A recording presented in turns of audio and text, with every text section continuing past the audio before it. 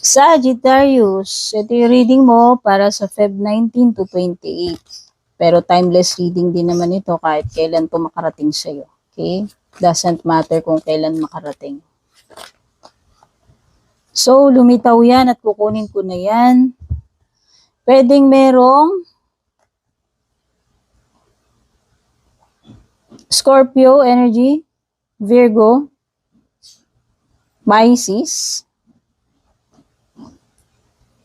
Oh, may something panggulat. It could be a shock or a surprise. Pwedeng positive, negative ito. Okay, tower to eh. Basta mayroong something unexpected dito. And for sure, ikakagulat mo kung ano man ito.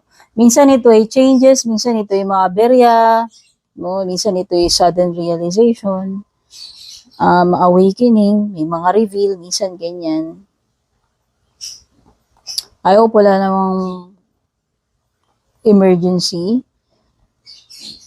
But nakakakita ako dito when it comes to pera, career mo, negosyo mo, mukhang stable naman, maganda naman. Mukhang mayroong enough money to cover para sa mga pangangailangan. Oh, it's a secret na marireveal, Taurus. So baka sa love life mo, Taur, kahit hindi. Basta, meron kang something na ikakagulat about this person.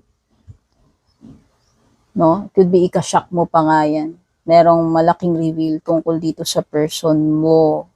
O baka siya, hindi ko alam kung may pag-amin or kusa mo lang matutuklasan. Okay.